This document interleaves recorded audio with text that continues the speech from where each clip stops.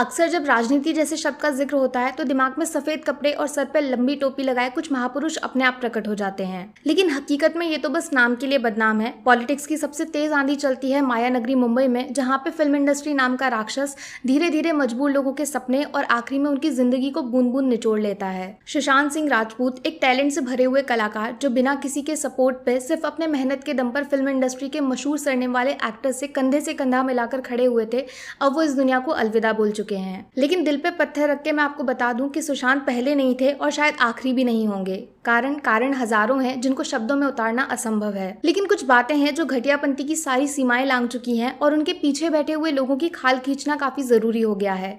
वक्त आ गया है कुछ लोगों के चेहरों के ऊपर से नकाब उतारे जाएं और उनको आईना दिखाया जाए। आज इस वीडियो में आपके सामने 10 ऐसे पॉइंट्स रखने वाली हूँ जो ये बात साबित कर देंगे कि बाहर से हीरे की तरह चमकने वाली फिल्म इंडस्ट्री हकीकत में कीचड़ से भरा हुआ एक दलदल है जो मासूम लोगों को अपनी तरफ खींचकर खुद उनको अपनी जान का दुश्मन बना देता है। पहला रीजन है नेपोटिज्म, जिसने हमारे देश में सिनेमा की जमीन को खोखला कर दिया है और टैलेंट से भरे हुए एक्टर्स के मुंह पर तमाचा मारकर उनको उस सक्सेस से दूर कर दिया है जिसके लिए वो सालों साल एड़ियां घिसकर मेहनत करते हैं। जरा सोचकर देखिए, आप पढ़ाई में बहुत तेज हैं और कंधे पे किताबों से भरा हुआ एक बैग लेकर पूरे साल स्कूल जाते हो, लेकिन एग्जाम के टाइम पर टीचर जानबूझकर आपको बिना पेपर दिए ही वापस घर भेज दे और अपने खुद के बेटे को बिना एक शब्द लिखे ही क्लास में सबसे ज्यादा नंबर बांट दे, तो आपको कैसा लगेगा? ठीक वैसे ही फिल्म इंडस्ट्री में कुछ एक्टर्स को नई नई फिल्में थाली में सजाकर परोस दी जाती हैं, तो वहीं दूसरे को ऑडिशन तक देने का मौका नहीं मिलता।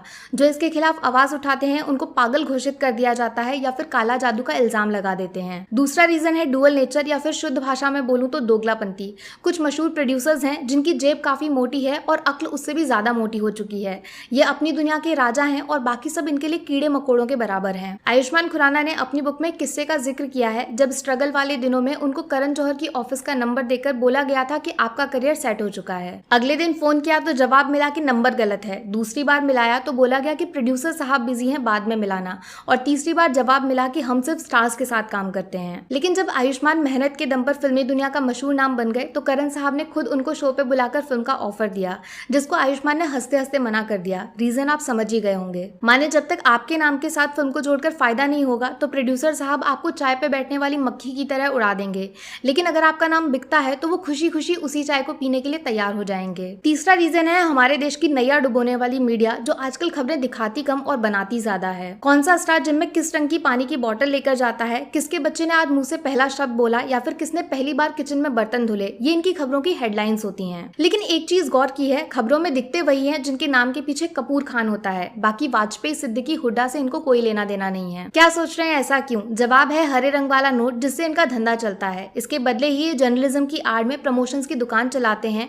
और कुछ मामूली एक्टर्स को लोगों के बीच में भगवान बना देते हैं। चौथा रीजन है कनेक्शंस यानी चमचागिरी, जिसके सहारे फिल्मों में एंट्री करने के नए नए रास्ते तलाशने की कोशिश की जाती है। फर्क बस इतना है कि अगर आप किसी एक्टर के बेटे हैं तो आपको इज्जत के साथ ऑफिस में बिठाकर कहानी सुनाई जाती है, लेकिन अगर आप बाहर वाले हैं और फिल्मों में काम करना है तो पहले बंद कमरे के अंदर आपको इशारों पे नचाया जाएगा, जिसमें शरीर और दिमाग दोनों को नोच लिया जाता है। फिर भी अगर आप आवाज उठाने की हिम्मत दिखाते हैं और गलत को पूरी दुनिया के सामने लेकर जाते हैं तो आपका करियर हमेशा हमेशा के लिए खत्म हो जाएगा और फिल्म इंडस्ट्री से आपको छुआछूत की बीमारी समझकर बाहर फेंक दिया जाएगा। पांचवा रीजन है अवार्ड्स, जिसको किसी भी एक्टर की फिल्म इंडस्ट्री में सफलता नापने का हथियार माना जाता है, लेकिन हकीकत में ये किसी धंधे से कम नहीं है। पूरा प्रोसेस आपको आसान शब्दों में समझाती हूँ। देखो, अवार्ड शोज कराने वाला एक स्पॉन्सर होता है जो अपनी फिल्म से जुड़े हुए लोगों को मुफ्त में अवार्ड्स बांटता है। जजेस भी वही होते हैं जो उस फिल्म के साथ जुड़े हुए हैं। माने फिल्म फेयर अमेजोन ने कराया तो गली बॉय को 13 अवार्ड्स मिल गए। सीक्रेट आप जानते ही हैं। दूसरी कलाकारी है अपने मन से बनावटी कैटेगरी बनाकर स्टार किड्स के हाथों में चमचमाती ट्रॉफी पकड़ाना, जिसके साथ सेल्फी खींचकर ये इंस्टाग्राम पे अपलोड कर देंगे।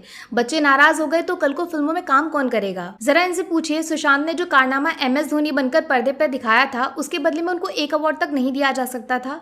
अगर जवाब ना है तो फिर डिक्शनरी से अवार्ड नाम का शब्द हमेशा हमेशा के लिए मिटा दीजिए। छठा रीजन है उधार वाली इज्जत, जिसके बिना मुंबई में काम तो छोड़िए, कोई आपकी तरफ मुड़कर देखने की कोशिश तक नहीं करेगा। अगर फिल्मों में काम करना है तो आपके पास अच्छा खासा बंगला होना चाहिए। प्रोड्यूसर से मिलने जाओ तो बड़ी महंगी कार से उतरना पड़ेगा, और हाँ, पार्टी करने शहर के सबसे महंगे क्लब नहीं गए तो आप फिल्म लाइन के काबिल ही नहीं है। ये सब दिखावे वाला खेल अब एक्टर्स की जरूरत बन चुका है, जिसके बिना आपको पूरी तरह नजरअंदाज कर दिया जाएगा। पैसे नहीं है तो फिर उधार मांगिए, बैंक से लोन लीजिए, हाँ, लेकिन वापस चुकाने के लिए आपको काम मिलेगा इसकी कोई गारंटी नहीं है। सातवां रीजन है सो कॉल्ड A-लिस्ट टीवी शोज, जो कहने के लिए तो सिर्फ एंटरटेनमेंट के लिए बनाए जाते हैं, लेकिन हकीकत में इनका इस्तेमाल अपने अंदर छुपी हुई भड़ास निकालने के लिए किया जाता है। कॉफी के बहाने आपसे पूछ लिया जाएगा कि कि फलाना एक्टर तुमसे बेकार क्यों है, वो पार्टी में गरीबों जैसे कपड़े क्यों पहनता है, या फिर किस तरह वो इंग्लिश बोलने में अटकता है, उस पर मजेदार चुटकुले बनाए जाते हैं। कमाल की बात यह है कि इन शोज का मकसद एंटरटेनमेंट बिल्कुल नहीं है, बल्कि ये अपने चुनिंदा दोस्त या फिर उनके बच्चों को पॉपुलर बनाने का एक शॉर्टकट तरीका है, जिसमें एक एक्टर को नीचा दिखाकर दूसरे को बेहतर साबित किया जाता है।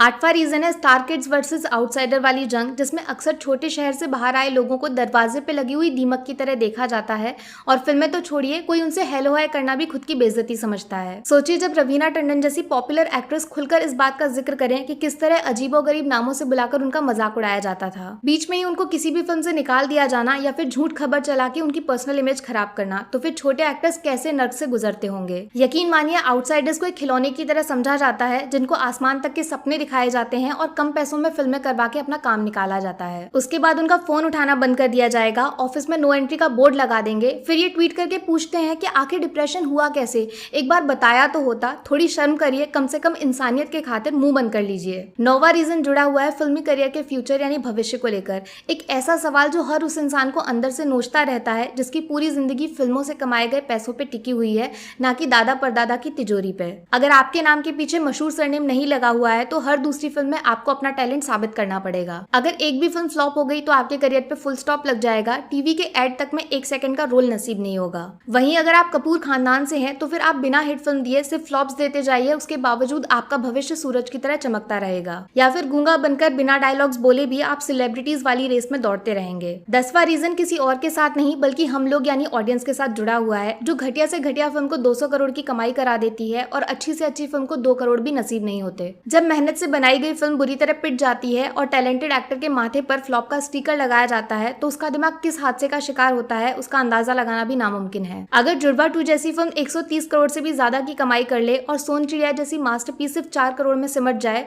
तो समझ लीजिए कि फिल्म से जुड़े हुए एक्टर्स फेल नहीं हुए हैं, 100 में से 0 नंबर हम लोगों के हैं जो अनजाने ही एक अपराध में शामिल हो गए। उम्मीद करती हूँ आप इस वीडियो को बनाने का असली मकसद समझेंगे और बहरी हो चुकी फिल्म इंडस्ट्री के कान में इन सवालों के शोर को पहुंचा देंगे। बस इसके अलावा मैं कुछ और नहीं बोलना चाहती।